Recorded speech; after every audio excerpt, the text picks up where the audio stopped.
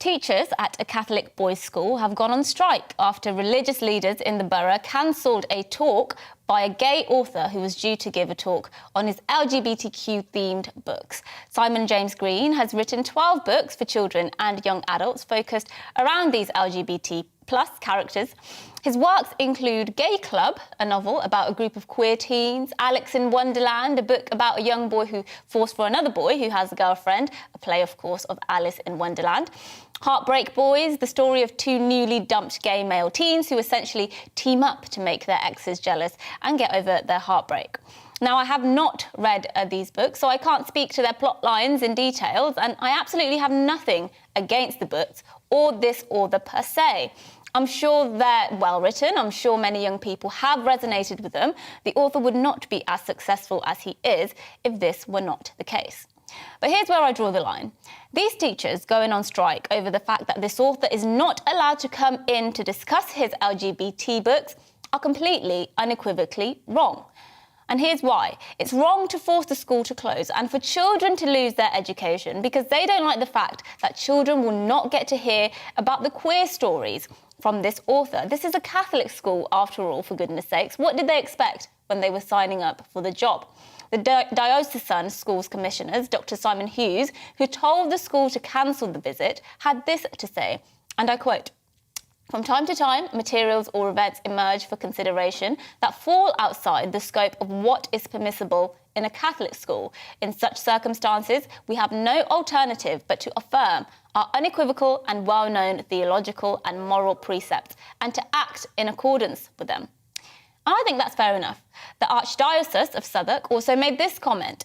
Literature which insults the faith, which in the case of Mr. Green's book was a highly sexualised rewriting of the Lord's Prayer, understandably causes offence to many Christians and as such has no place in a Catholic school.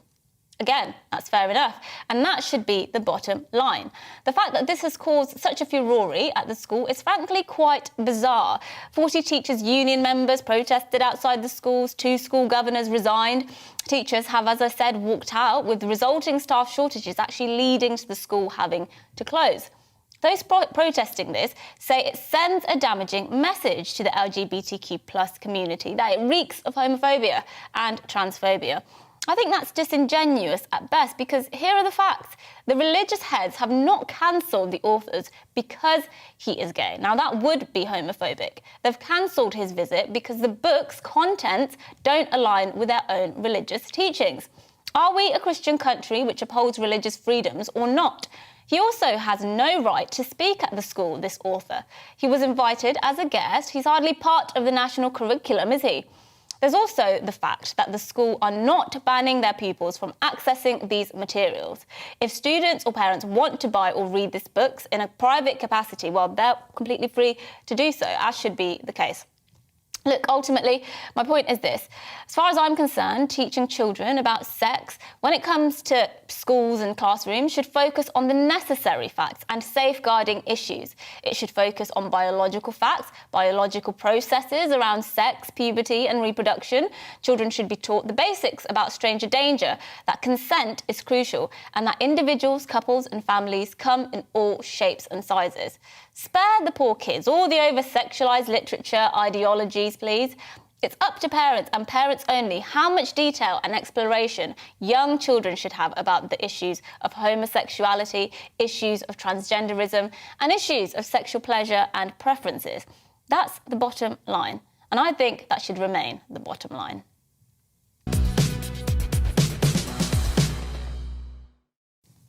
I mean, look, you know, I've got no problem with gay books whatsoever. I mean, some of my favourite books are gay. But I do think, though, that, you know, in terms of being a Catholic school, right, a Catholic high school... I wouldn't quit your day job. Yeah, no, fine. But in terms of being Catholic, you know, so what do you expect, you know? Like, I mean, so what? I mean, you wouldn't get the same... It wouldn't be the same kind of protest, would there, at certain other religious sect schools, you know? Yeah, you know, I just think if you've sent your kid to a private... Look, there are parents who will want their children to read these books. Perfectly fine. Buy your children the books. Read the books to your children.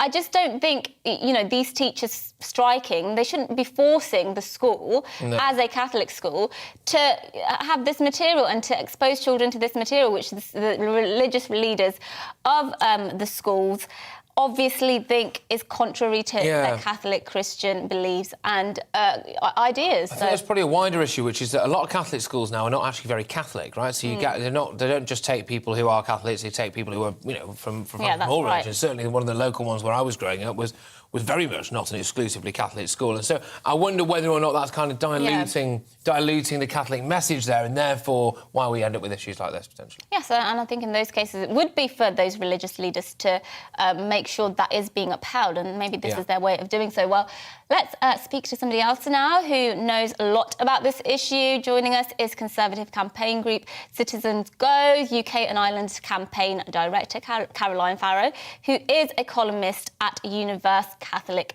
Weekly. As a Catholic, thank you for coming onto our show. As a Catholic, I don't know if you have kids or if you send them to Catholic school, but if you did, how would you feel about this decision? Well, I have got 5 kids, Mercy, and they all go to Catholic school. And one thing, I mean, you've talked about the blasphemous element of it, but also this book would be equally offensive if it had a heterosexual theme. So a lot of parents, whether they're religious or not, would really dislike this book, and there have been a lot of complaints about it. I've seen a lot of feminists complaining about it, and just a lot of ordinary mums and dads, because it's peddling smut. So if you took the protagonist of the book, who is a gay boy, and you made him, you made him straight, or you made the protagonist a girl, it would be equally offensive because it's peddling smut and soft pornography. And such is the nature of what has been written. I couldn't even say it on a daytime show. I don't even like putting it out there on social media. I put it on a priest's page the other day when there was a debate going on, so people could see the nature of what was being said. And in the book, it's a younger pupil fantasizing about a sexual relationship with an older pupil. So it's someone under the age of consent fantasizing about sex with an older boy. And there's also, they talk about pornography, and again, I'm trying to be very careful about what I say. The language is vulgar, the language is smutty. If this was Jackie Collins, I mean, it's actually worse in some ways than Jackie Collins or Jilly Cooper. And if they were being promoted to teenage children, parents might well raise an eyebrow and say, well, what value has this literature got?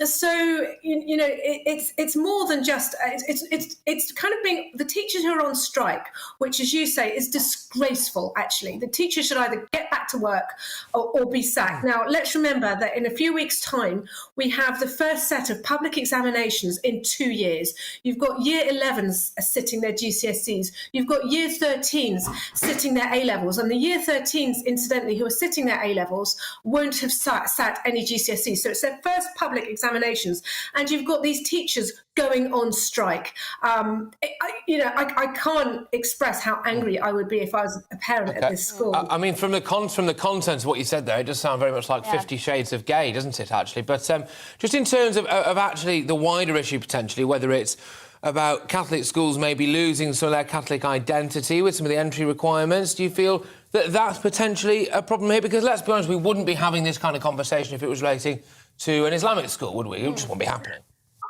No, I don't think it's that, actually, Patrick. It's a good point, and a very relevant point that you raised, that a lot of Catholic schools don't have exclusively Catholic students, and a lot of parents of children of all faiths and none choose that Catholic school because they want that Catholic ethos.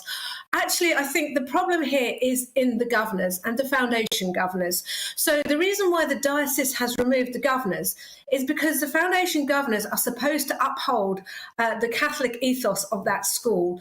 And I think somewhere along the lines, the Catholic school has been captured, to use a phrase I use a lot, but has been captured by LGBT ideology, has been captured by Stonewall, and schools are so very worried that they're going to fail their Ofsted because they're not ticking the relevant diversity boxes, that they kind of do whatever they can to show that they are LGBTQ plus IAP friendly. And actually there's no need to be doing this, particularly, as you say, in a Catholic school, which has has specific beliefs. You can easily teach children that families do come in all shapes and sizes. And in fact, it's a key Catholic teaching that unjust discrimination should be avoided, that we should respect the dignity of every human life. And that should be at the core of every Catholic school.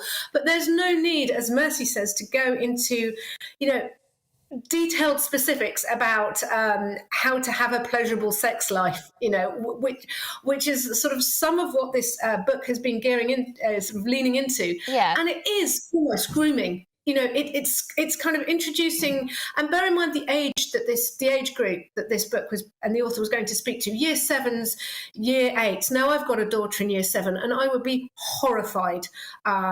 She's not emotionally ready for this kind of material. It was very, very explicit.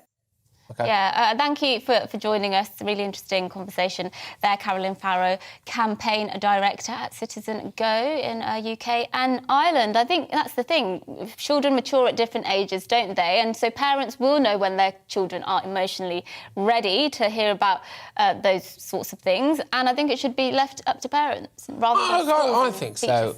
I think so. I mean, I just think there's that fine line, isn't there, between some people maybe claiming like certain sexual proclivities are being forced on their children, or actually being open and tolerant of the fact that some children will have those sexual proclivities and don't want to make them feel like outsiders. And so it is an almost impossible balance to strike. But when I think you're doing things like we saw earlier about getting drag acts in schools... Yeah, now that's inexcusable. Some of the other things that I don't think I can say at this time in the morning about other primary schools in this country, I just question the need for it, really. I also find it a bit condescending because you can be gay and not want to be a drag act, some of these things are unnecessarily stereotypical and, dare I say it, all too often probably put in place by some rather well-meaning straight person who doesn't really quite understand the nuances of it all, I would have thought. Yes. Well, you've been getting in touch with us, and we will be getting to those after a very short break, and we'll be back with the top story of the day, really, the so-called Westminster scandal, as MP